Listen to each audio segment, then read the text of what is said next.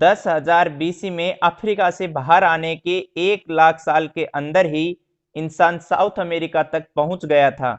वहां इंसान का सामना आइस एज की मुश्किलों से हुआ, लेकिन हमारी मौत नहीं हुई, बल्कि हमने खुद को उस माहौल में ढाल लिया।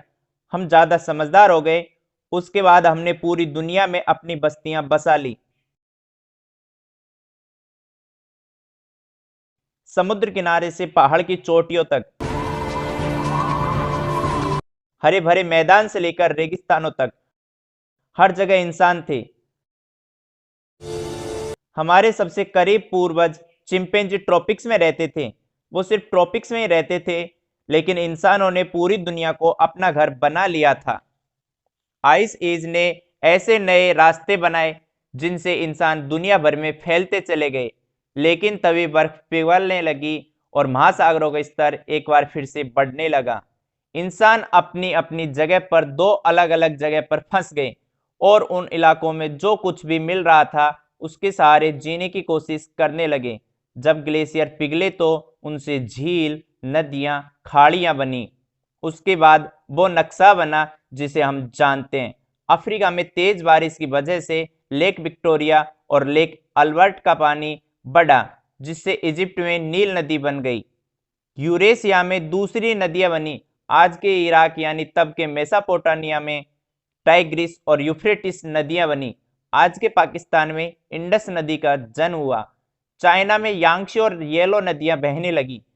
बर्फ की उन चादरों के पिघलने के बाद इन सारी नदियों ने मानव इतिहास को गढ़ने में बड़ी अहम भूमिका निभाई थी।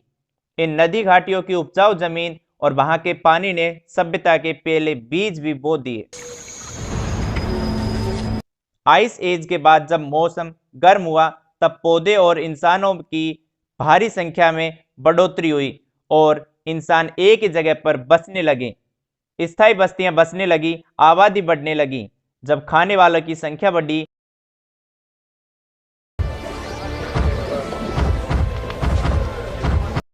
तब हमारे पूर्वज भी समझदार हो गए। अब उन्हें अपने आसपास के इलाकों से ज्यादा खाना जमा करना पड़ रहा था। अब एक नई खोज ने पृथ्वी और इंसानों के रास्तों को बदल दिया था। हमने बीज लगाना सीख लिया था। वो बीज उसी पौधे के थे जिन्होंने लाखों साल पहले हमें बानर से इंसान बनाया था।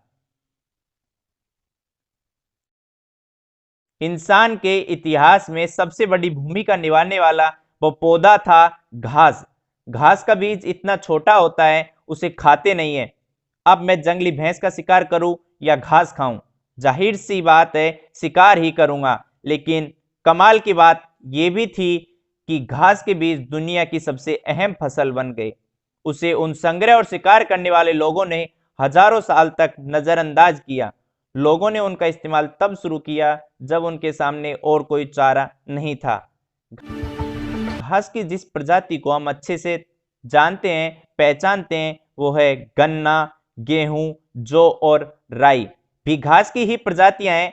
हर तरह का अनाज घास की ही एक किस्म है। इसका मतलब है कि वो सिर्फ हमारी शान बढ़ाने वाले लोन तक ही सीमित नहीं थे, वो एक ऐसा खाना भी था जिसके सहारे पूरी सभ्यता टिकी हुई थी।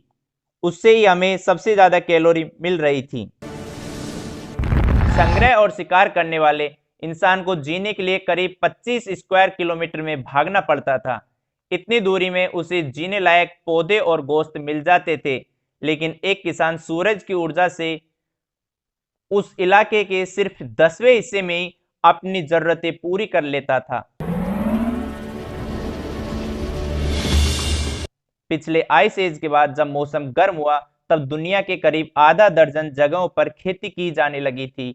लेकिन भौगोलिक रूप से देखें तो पौधों और पालतू बनाने लायक जानवरों का सबसे बड़ा समूह नजर आया मध्य पूर्व के उपजाऊ इलाकों में।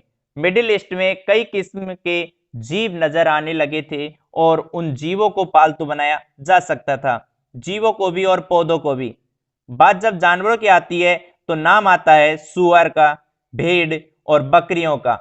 पौधों के मामले में गेहूं की दो किस्में, राई, जो मसूर, अंजीर जैसी चीजों की खेती दुनिया के इस छोटे से हिस्से में की जा रही थी।